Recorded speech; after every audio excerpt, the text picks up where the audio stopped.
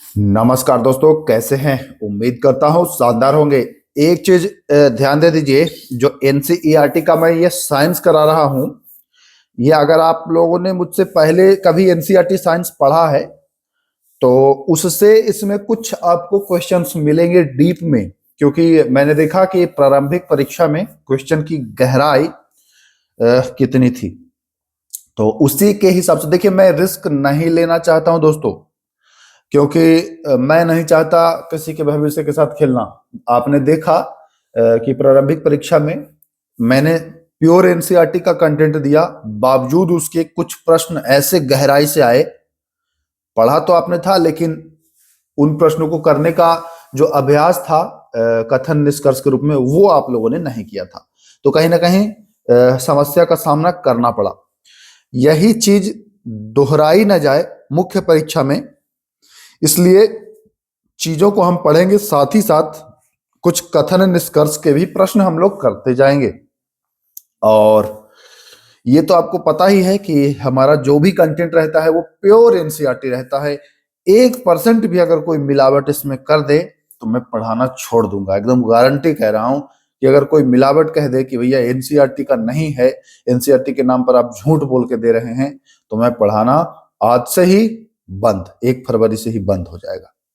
अगर कोई पकड़ ले इसको, पूरा खुला चैलेंज है। और दूसरे का कंटेंट आप देख लीजिए और मेरा देख लीजिए।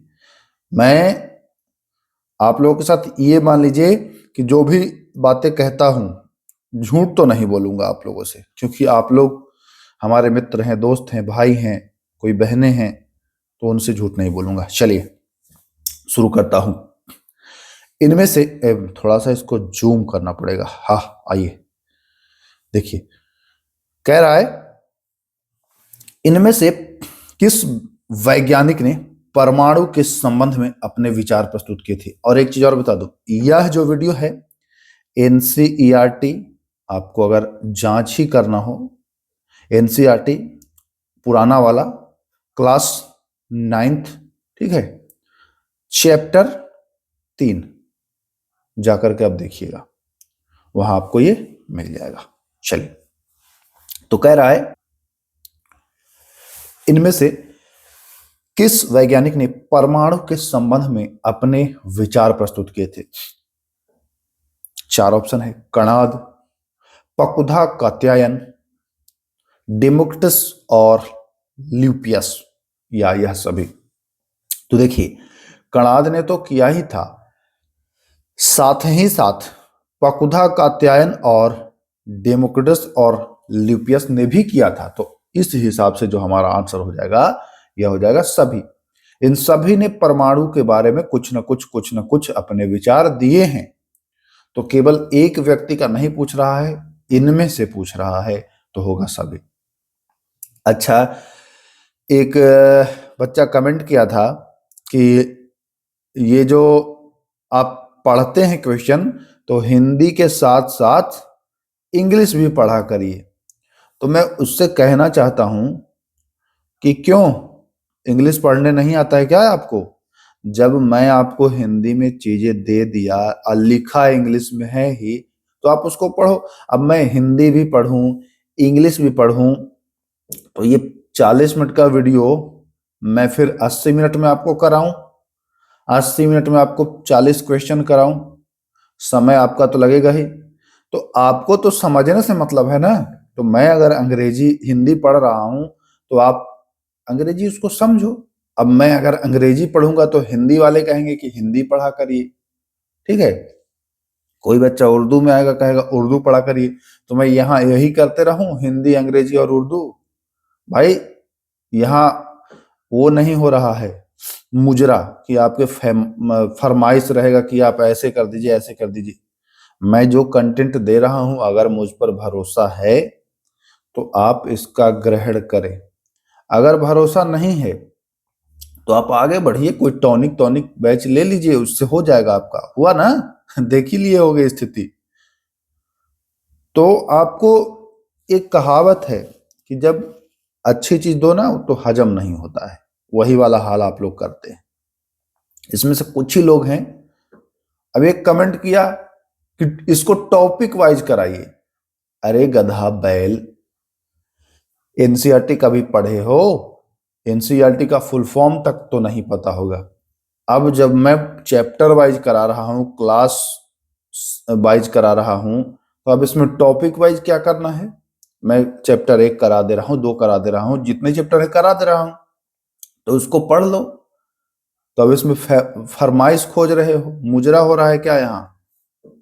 ऐसे लोग भटकते रह जाते हैं, ठीक है, इनका कुछ भला नहीं होता है, जो फरमाइश पुरवाने आते हैं टीचरों से।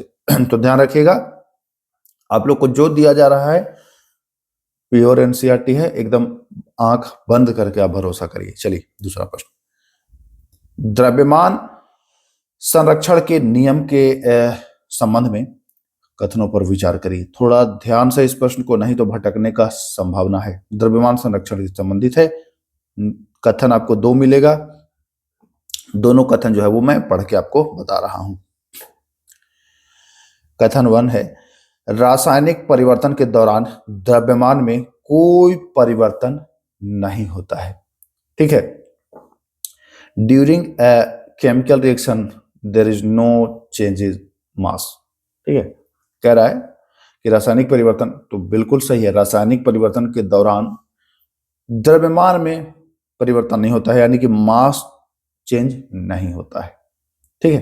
ये पहला कथन हो जाएगा सही। कथन दूसरा देखिए क्या कह रहा है। कथन कह रहा है, किसी रासायनिक अभिक्रिया में, ठीक है, द्रव्यमान का ना तो सृजन होता है और न ही विनाश। तो पहला ही कथन तो रिपीट कर दिया गया है। यहां क्या कह रहा है? द्रव्यमान में कोई परिवर्तन नहीं होता है। दूसरा भी वही चीज कह रहा है, द्रव्यमान का ना तो सृजन होगा और ना विनाश। तो दोनों कथन एक दूसरे को ही बता रहे हैं। तो कथन क्या हो जाएगा इसमें? 1 और 2 दोनों सही हो जाएगा। चलिए, स्थिर अनुपात के नियम के संबंध में निम्न कथनों पर विचार करें। स्थिर अनुपात के नियम के संबंध में कह रहा है, 2 यहां पर आपको कथन दिया गया है, दोनों कथन को हम बारी बारी से देखते हैं। किसी भी यौगिक में तत्व एक निश्चित अनुपात में होता है। किसी भी यौगिक में तत्व जो होता है वो निश्चित अनुपात में होता है। तो कथन 1 तो सही हो जाएगा। दूसरा कथन, स्थिर अनुपात का नियम लेवोजियर ने दिया था। तो दूसरा कथन जो है यह आपका गलत हो जाएगा। लेवोजियर ने नहीं, बल्कि स्थिर अनुपात का नियम प्राउस्ट ने दिया था। किसने दिया था? प्राउस्ट ने। तो सही होगा केवल 1, दूसरा नहीं सही होगा। तो ध्यान रखिए, विकल्प पर हम लोग चलते हैं। चलिए, कह रहा है कि कथन 1 सही है और 2 गलत है। तो हमारा जो सही आंसर हो जाएगा क्या हो जाएगा?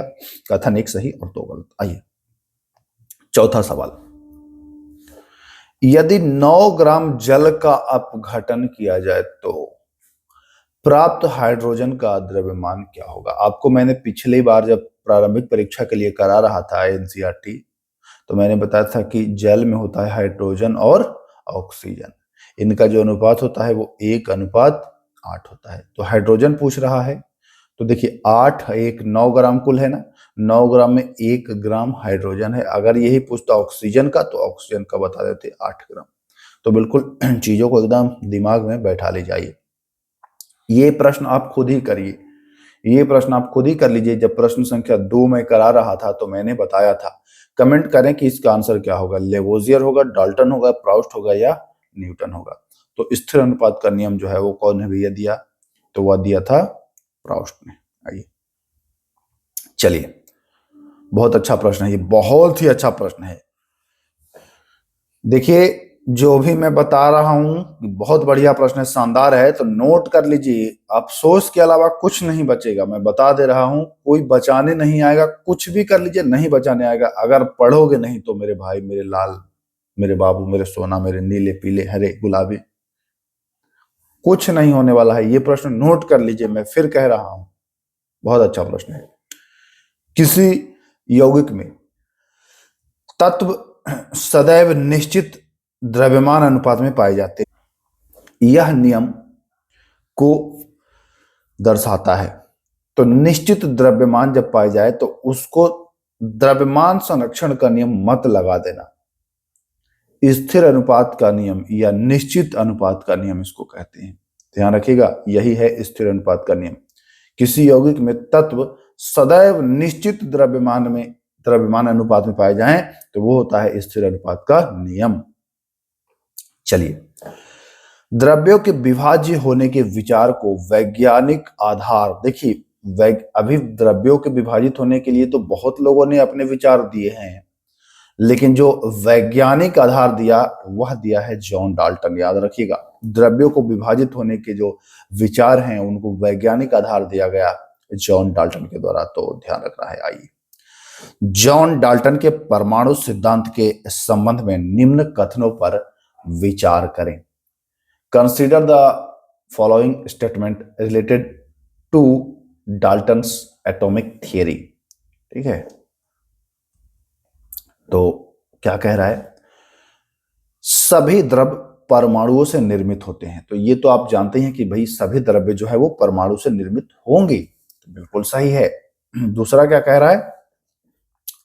परमाणु अविभाज्य होंगे और रासायनिक अभिक्रिया में न तो बनेंगे और न नष्ट होंगे। मैंने बताया है कि रासायनिक अभिक्रिया में न बनता है और न नष्ट होता है, उसका कुछ नहीं होता है। तो एक भी सही है, दो भी सही है। यहां तीसरा कथन देखिए, एक ही तत्व के सभी परमाणुओं का द्रव्यमान और गुण समान होता है। तो जब एक ही तत्व रहेगा तो सही सभी समान रहेगा। तो यहां तीनों कथन सही होता नजर आ रहा है। चलिए, एक और है, जो ये पॉइंट्स बताता हूं कभी एक बार एनसीईआरटी खोल कर देखिएगा और कभी पुराने किसी एग्जाम का प्रश्न देखिएगा, आपको ये सारे क्वेश्चंस नजर आएंगे कहीं ना कहीं किसी न किसी भाषा में, है ना। प्रश्न हुबहू तो नहीं मिलेगा लेकिन पॉइंट्स आपको मिल सकते हैं। आइए, जॉन डाल्टन के परमाणु सिद्धांत के संबंध में निम्न कथनों पर विचार करें। विचार बहुत करवाएंगे हम आपसे, क्योंकि प्रारंभिक परीक्षा में ऐसा पूछा है प्रश्न कि विचार करने पर मजबूर कर दिया है भाई। तो आइए, कुछ लोग आपको कहेंगे कि मेंस में ऐसा नहीं पूछता है, मेंस में वैसा नहीं पूछता है। ध्यान रहे, स्मरण रहे ये बात, प्रारंभिक परीक्षा में भी ऐसा नहीं पूछता था।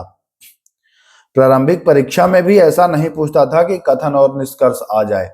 लेकिन पिछली बार आपने देखा ना, इस बार ही देखा, पिछली बार क्या इस बार ही देखा आपने। तो भाई जब आप पढ़े ही रहे हैं तो थोड़ा और गहराई में हम अगर चले जाएं तो क्या दिक्कत है। चलिए, विभिन्न तत्वों के परमाणु गुण समान होते हैं। तो अभी बताया कि एक ही तत्व के परमाणु गुण समान होते हैं, लेकिन यहां क्या कह रहा है कि विभिन्न तत्वों के परमाणुओं के गुण समान होते हैं।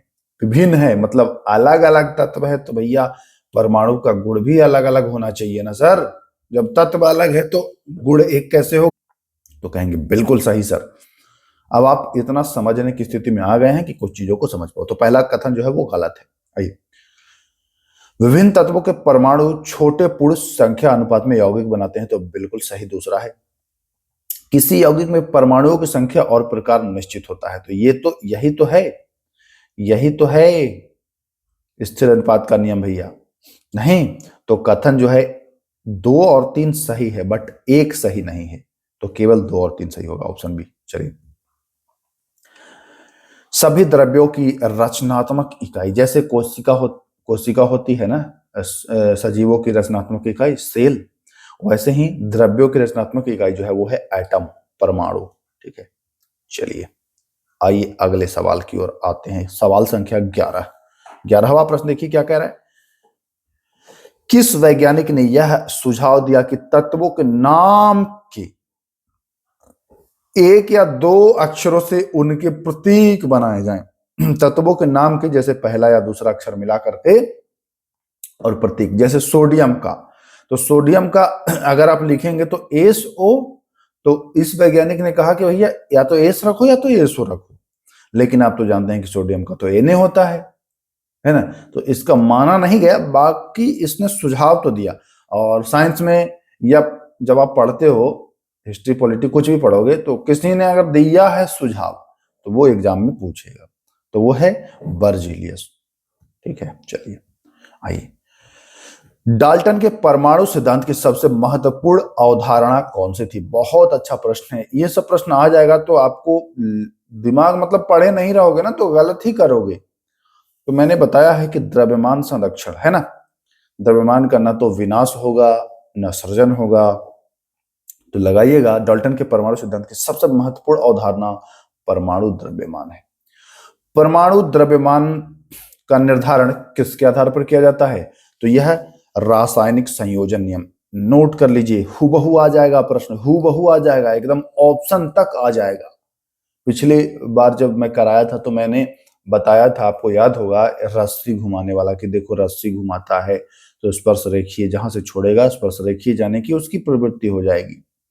एकदम हूबहू पूछ दिया, ऑप्शन भी सेम। तो यही फायदा है एनसीईआरटी पढ़ने का, जो बोल दूं ना तो उसको एकदम स्क्रीनशॉट लेके रख लो भाई, पढ़ो उसको। चलिए, तो रासायनिक संयोजन के नियम हो जाएगा सही आंसर। आइए, परमाणु द्रव्यमान की इकाई के रूप में प्रारंभ में किसे आधार माना गया था? परमाणु द्रव्यमान की इकाई के रूप में शुरुआत में माना गया था हाइड्रोजन को। अभी आप जानते हैं कि कार्बन से लिया जाता है, कार्बन है ना, C12। चलिए अगला, प्रारंभ में परमाणु द्रव्यमान को किस संक्षेप में व्यक्त किया गया था? प्रारंभ में जो परमाणु द्रव्यमान था उसको AMU में, किसमें? AMU में जो है वो व्यक्त किया गया था, AMU में। तो बी विकल्प सही हो जाएगा। सभी तत्वों के परमाणु द्रव्यमान किसके सापेक्ष निर्धारित किए गए? तो पहले तो हाइड्रोजन था, बट अब आपका कार्बन 12 हो जाता है सही आंसर। ध्यान रखिएगा जो भी चीजें बताई जा रही है। आई अगला सवाल, बहुत अच्छा प्रश्न है ये भी।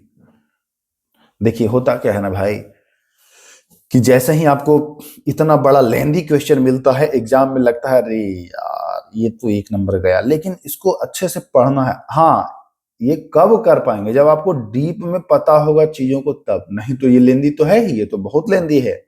आपने तो हमारे साथ जब एनसीईआरटी पढ़ना शुरू किया तब तो आपको थोड़ा आसान भी लगने लगा होगा, नहीं तो ये नए बच्चे को दे दीजिए, कपार पकड़ लेगा, ये कहेगा ये क्या, हम तो जानबे नहीं करते हैं। जैसे पहला कथन क्या है, अणु दो या दो से अधिक परमाणुओं का समूह होता है। तो ये तो चलिए मान के चलिए कि इजी थोड़ा है, तो कहेंगे कि हाँ ये तो सही है।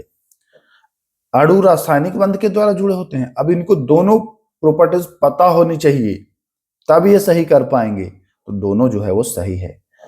अणु जो है ये परमाणुओं का दो अणु, दो या दो से अधिक परमाणुओं का समूह होगा, और ये जो जुड़ा होगा रासायनिक बंध। इसी में अगर दे दे कि कथन इनकी व्याख्या करते हैं या व्याख्या नहीं करते हैं, थोड़ा सा और अगर इसको जटिल करना चाहे तो लिख देगा कि कथन कारण व्याख्या करता है, व्याख्या नहीं करता है।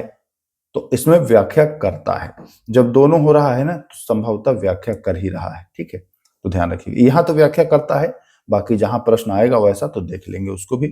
कार्बन डाइऑक्साइड में कार्बन और ऑक्सीजन के द्रव्यमान का अनुपात कौन है? कार्बन डाइऑक्साइड, देखिए जल में नहीं कह रहा है कि 1 अनुपात आपको 8 लगाना है, कार्बन डाइऑक्साइड में कह रहा है। तो कार्बन डाइऑक्साइड में पहले किसका कह रहा है भैया? कार्बन का। तो कार्बन का हो जाएगा 8 और ऑक्सीजन का यहां पर हो जाएगा 3। ठीक है, तो 8:3, 3:8 नहीं, 8:3। आइए, कार्बन के 1 मोल के द्रव्यमान के संबंध में सही विकल्प चुनिए। 1 मोल 12 ग्राम, C12 आपको बताया ना, अभी तो बताया C12, तो 12 ग्राम लगा दीजिएगा। कार्बन के 1 मोल में परमाणुओं की संख्या कितनी होती है? कार्बन के 1 मोल में परमाणुओं की जो संख्या होती है वह होती है 6.022 गुणे 10 के पावर 23 या 10 के घात 23। ठीक है, इसी को अवोगाद्रो संख्या भी कहा जाता है। ठीक है, तो ये भी आपको ध्यान रखना है। पूछ देगा अवोगाद्रो संख्या तो बताएंगे 6.22 या 22 वाला नहीं, देखिए यही गलती होता है। ध्यान रखना है आपको, यहां 22 रहेगा, ऊपरे में 23 रहेगा, ये बस ध्यान रखिएगा, माइनस उनस नहीं रहेगा। मोल शब्द को किसने प्रस्तावित किया था? तो मोल शब्द को 1896 ईस्वी में विलियम ओसवाल्ट ने किया था। किसने किया था? विलियम ओसवाल्ट ने। चलिए आइए, मोल को इकाई के रूप में जो स्वीकार किया गया है वह 1967 में स्वीकार किया गया है। कब किया गया है? 1967 में मोल को इकाई के रूप में जो है वो स्वीकार किया गया है। अब जो प्रश्न आ रहा है इसमें से प्रश्न पिछले में कराया था। किस भारतीय दार्शनिक ने यह सिद्धांत दिया कि पदार्थ को विभाजित करते जाएं तो अंत में एक ऐसा अविभाज्य कण होगा जो हो जाएगा क्या, परमाणु हो जाएगा। ठीक है, तो ये कणाद बोला था। किसने बोला था? कणाद ने बोला था, ध्यान रखिएगा। चलिए, रासायनिक संयोजन के नियम किसने दिए थे? तो रासायनिक संयोजन का नियम देने वाले दो व्यक्ति हैं, जिसमें आप रासायनिक संयोजन के नियम में आप क्या क्या पढ़ते हैं भैया? तो सर मैं तो पढ़ता हूं द्रव्यमान संरक्षण का नियम और एक पढ़ता हूं स्थिर अनुपात का नियम, है ना। तो द्रव्यमान संरक्षण का कहेगा तो लेबोजियर और स्थिर अनुपात का कहेगा तो प्राउस्ट। लेकिन जब यहाँ रासायनिक संयोजन का कह रहा है, अलग अलग नहीं पूछ रहा है, तो आप लगाएंगे लेबोजियर और प्राउस्ट। बिल्कुल क्लियर हो गया? हाँ सर क्लियर हो गया। द्रव्यमान संरक्षण का नियम किसने? तो द्रव्यमान का लेबोजियर ने और स्थिर अनुपात का प्राउस्ट ने। ये भी क्लियर हो गया। आइए, रासायनिक अभिक्रिया में द्रव्यमान अपरिवर्तित रहता है, यह नियम किसका है? द्रव्यमान जो होता है वो अपरिवर्तित रहता है भाई। द्रव्यमान न चेंज होगा, न मतलब न सृजन होगा, ना उसका विनाश होगा। यही तो है द्रव्यमान संरक्षण का नियम। और लेबोजियर आप सही आंसर लगाने वाले। स्थिर अनुपात के नियम ये किसने दिया था? तो ये दिया था प्राउस्ट ने। और इसमें जल और हाइड्रोजन का जो होता है वो होता है 1 सॉरी हाइड्रोजन और ऑक्सीजन का, तो 1:8। 8:1 नहीं भाई, 1:8। चलिए, स्थिर अनुपात के नियम के अनुसार अमोनिया में नाइट्रोजन और हाइड्रोजन का द्रव्यमान क्या होता है? स्थिर अनुपात नियम के अनुसार अमोनिया में जो होता है वह नाइट्रोजन 14 और हाइड्रोजन 3, यही अनुपात आपका देखने को मिलेगा, 14:3। चलिए आइए, तो देखिए यहां पर है ना 14:3, 3:14 नहीं 14:3। जॉन डाल्टन का जन्म कब और कहां हुआ था? तो जॉन डाल्टन का जो जन्म हुआ था वो हुआ था इंग्लैंड में और 1766 में हुआ था। परमाणु सिद्धांत किसने दिया था? तो परमाणु सिद्धांत भी जॉन डाल्टन ने दिया था। 66 में जन्म लिया और 1808 में इन्होंने यह सिद्धांत दिया है। डाल्टन का परमाणु सिद्धांत किस पर है? तो ये तो क्वेश्चन करा ही दिया कि डाल्टन का जो परमाणु सिद्धांत है वो रासायनिक संयोजन के नियम पर आधारित है, ये तो करा ही दिया हूं। द्रव्यमान संरक्षण और स्थिर अनुपात के नियम की व्याख्या किसने की? व्याख्या कह रहा है मेरे भाई, देखिए फंसना नहीं है। द्रव्यमान संरक्षण और स्थिर अनुपात देख के प्राउस्ट मत लगा देना। व्याख्या कह रहा है, व्याख्या व्याख्या व्याख्या व्याख्या, तो व्याख्या लेबोजियर ने किया था। ठीक है, सॉरी लेबोजियर ने नहीं, डाल्टन ने किया था। मैं भी भूल ही जा रहा हूं। किसने? डाल्टन ने किया था, क्योंकि द्रव्यमान संरक्षण दिया था लेबोजियर ने, स्थिर अनुपात दिया था प्राउस्ट ने, लेकिन ये दोनों ने व्याख्या नहीं किया। व्याख्या किया जॉन डाल्टन ने।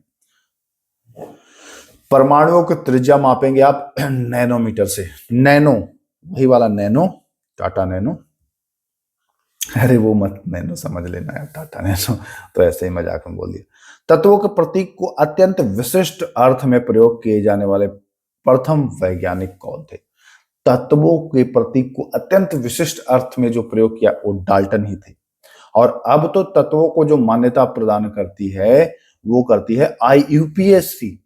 IUPAC तत्वों के प्रतीक को स्वीकृति देती है। पूछेगा ये प्रश्न, तो IUPAC का फुल फॉर्म ये भी नोट कर लीजिए, इसको नोट कर लीजिए। देखिए ये सब जो नोट करा रहा हूं ना, ये प्रश्न आपको दिख जाएंगे, भले अगर इस एग्जाम में ना दिखे लेकिन दिख जाएगा दिख जाएगा दिख जाएगा।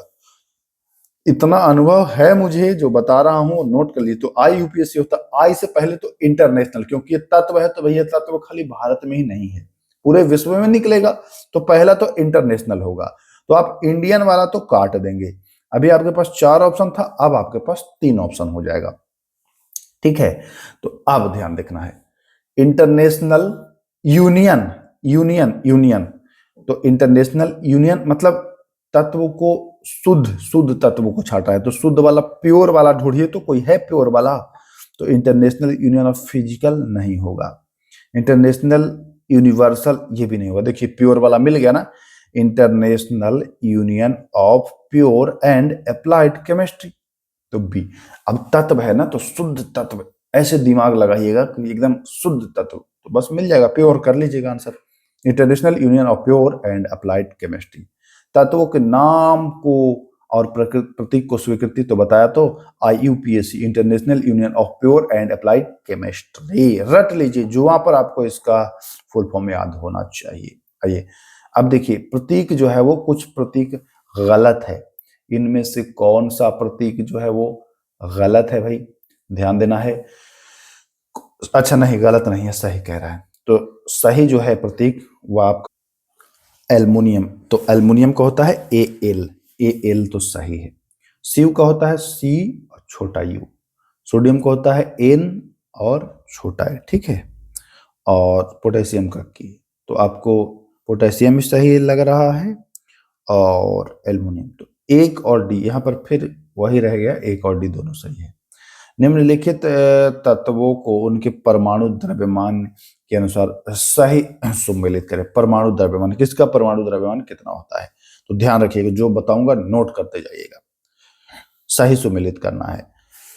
तो जो नाइट्रोजन का परमाणु द्रव्यमान होता है वो होता है 14, नाइट्रोजन का 14, तो यानी कि ए में क्या हो जाएगा, दूसरा हो जाएगा, ए में बी नहीं 2 हो जाएगा, ए का हो जाएगा दूसरा, नाइट्रोजन का होता है 14, ठीक है, नाइट्रोजन का 14। वहीं अगर ऑक्सीजन की बात करेंगे तो ऑक्सीजन का होता है 16, तो ऑक्सीजन का जो हो जाएगा वो हो जाएगा क्या, 16, तो ए वाला हो जाएगा, यानी कि बी का हो जाएगा ए। अब बात करें सल्फर, तो सल्फर 32 है ही, कैल्शियम का जो है वो हो जाएगा 40। तो यहां पर अगर मिलान कराने के लिए देगा तो आप कराएंगे ए का 2, बी का 1, सी का 3 और डी का 4, ऐसे ही आपको मिलान कराना है। बाकी कार्बन का आपको मैं बता ही चुका हूं 12, हाइड्रोजन का 1 होता है, ऑक्सीजन नाइट्रोजन का आपको बता ही दिया हूं। सोडियम का जरा जान लीजिए, तो सोडियम का होता है, सोडियम जो Na लिखा था उसका 23 होगा, मैग्नीशियम इसके बाद आएगा तो 24 हो जाएगा, सल्फर का बता ही दिया हूँ, कैल्शियम को बता ही दिया हूँ। एक और जान लीजिए, क्लोरीन, ये होगा 35.5, ठीक ना। तो चलिए बस इतना ही बताऊंगा, ज्यादा नहीं बताऊंगा, नहीं तो दिमाग पर अभी लोड पड़ जाएगा। वह सबसे छोटा कण जो स्वतंत्र रूप में अस्तित्व में रह सकता है क्या कहलाता है, वह सबसे छोटा कण बताइए जो स्वतंत्र रह सकता है, तो वो मॉलिक्यूल हो जाएगा, क्या होगा, मॉलिक्यूल, अणु होगा। स्वतंत्र रह सकता है अस्तित्व में तब बात करेगा मॉलिक्यूल, ठीक है, ध्यान रखिएगा, परमाणु नहीं, अणु। चलिए नीचे दिए गए तत्वों को, बहुत अच्छा प्रश्न है मेरे लाल, बहुत अच्छा प्रश्न है, कर नहीं पाएंगे अगर इसको नहीं समझे रहेंगे तब। नीचे दिए गए तत्वों को उनकी परमाणुकता से सही मिलान करिए, मतलब किसमें 1 परमाणु, किसमें 2 परमाणु, बहुत अच्छा प्रश्न है। सोडियम, सोडियम में कितने परमाणु होंगे, तो सोडियम में होगा आपका 1 परमाणु, एक एक एक, तो सोडियम का मिला दीजिए 1 परमाणु, यानी ए में ए। फास्फोरस का होगा, फास्फोरस में P4, आपने सुना होगा ना P4, तो 4 परमाणु, 4 परमाणु, तो फास्फोर, अच्छा ये 2 में लगा दिया ना, देखिए सोडियम में क्या होगा भाई, तो सोडियम में होगा 1, फास्फोरस में होगा 4, फास्फोरस में होगा C, तो देखिए ध्यान रखिए, यहां पर देखता हूं मैं ऑप्शन, तो ए हो जाएगा 1, पी हो जाएगा 4, ऑक्सीजन 2 परमाणु, आपने पढ़ा ही है O2, ऑक्सीजन में 2 परमाणु, और आप चौथा है सल्फर, सल्फर में बहु परमाणु, तो ए ही तो लग रहा है सही। सोडियम में 1, आपको फास्फोरस में 4 और ऑक्सीजन में 2 और सल्फर में बहुत, तो सही हो जाएगा ये ऑप्शन, नोट कर लीजिएगा। कैल्शियम ऑक्साइड में कैल्शियम तथा ऑक्सीजन के द्रव्यमान का अनुपात के संबंध में सही विकल्प, कैल्शियम और कैल्शियम ऑक्साइड में, तो कैल्शियम ऑक्साइड में जो कैल्शियम और ऑक्सीजन होता है वो 5:2 होगा, ध्यान रखिएगा। धातु एवं अधातु से बने यौगिक जिन आवेशित कणों से निर्मित होते हैं उन्हें आयन्स कहा जाता है, आयन कहा जाता है। बहुत ही सरल सवाल था ये। चलिए 44वां, और ये लग रहा है आखिरी प्रश्न है। आखिरी प्रश्न है, देख लीजिए। अवोगाद्रो स्थिरांक को किस प्रतीक के रूप में निरूपित किया जाता है? अवोगाद्रो स्थिरांक को जो निरूपित किया जाता है वो, अच्छा इस पर थोड़ा मैं बता दूं, अगर मैं एनसीईआरटी की बात करूं तो एनसीईआरटी में इसको देता है NO, ठीक है, एनसीईआरटी में लिखा है NO। बाकी मैं एनसीईआरटी देखने के बाद उसको क्रॉस चेक भी करता हूँ क्वेश्चन को ना, क्योंकि कुछ चीजें हो जाती हैं, मिसप्रिंट हो जाती हैं, प्रिंट करने में मिस्टेक किसी से भी हो सकता है। तो मैंने जब चेक किया तो वहाँ फिर NA पाया, तो मुझे लगा NA ही बताना आपको उचित होगा। तो अवोगाद्रो स्थिरांक को जो प्रतीक के रूप में किया जाता है वह NA, याद कर लीजिएगा, ठीक है। अगर ना रहे ऑप्शन में तो आप इसको लगाइएगा। तो देखिए, आधे घंटे में 44 प्रश्न आपको परोसा में और प्योर एनसीईआरटी। अब ये बताइए, अगर एनसीईआरटी का चैप्टर 3 आप पढ़ने जाओगे खुद से तो आधा घंटा में आप इतने क्वेश्चन नहीं निकाल पाओगे, समझ में ही नहीं आएगा पहली दफा में। एनसीईआरटी मतलब इतना आसान नहीं है एनसीईआरटी कि हर पढ़ के और लाइन से क्वेश्चन निकाल लेना है, तो बट बहुत मतलब अभ्यास करोगे तो फिर चीजें आसान हो जाएंगी। तो आधा घंटा में तो नहीं ही कर पाओगे इतना, और कर भी लोगे तो इतने व्यवस्थित तरीके से नहीं हो पाएगा आपसे। इसीलिए कहता हूं कि देखिए, एक चीज मैं बता दूं, मैं भले ही छोटा अमाउंट मात्र 99 रुपया लेकर के आप लोगों को पीडीएफ उपलब्ध करा रहा हूं, लेकिन इन सारे पीडीएफ को आप रखे रहिएगा। किसी भी एग्जाम में आप बैठेंगे ना, कोई टक्कर का नहीं रहेगा आपका, अगर ये सब पढ़ के आप गए होंगे तब। सही बता रहा हूं। तो ये मत सोचिए कि 99 में बस दे दिया आप लोगों को 99 रुपये में, लेकिन ये कंटेंट मूल रूप से वास्तव में 99 रुपये में आपको जो कचरा बाजार में परोसा जा रहा है उससे तो ये बहुत बेहतरीन ही होगा। ये बताने की आवश्यकता नहीं है, खुद आप महसूस करोगे। तो चलिए, इजाजत चाहता हूं, लेकिन उससे पहले अगर आप लोग पीडीएफ ग्रुप से जुड़ना चाहते हैं तो डिस्क्रिप्शन में लिंक दिया गया है, लिंक पर क्लिक करके टेलीग्राम ज्वाइन करिए। वहां आपको जानकारी दे दी गई है कि कैसे आपको प्रोसेस है, क्या प्रोसेस है। तो मिलेंगे फिर, तब तक के लिए ख्याल रखिएगा। नमस्कार।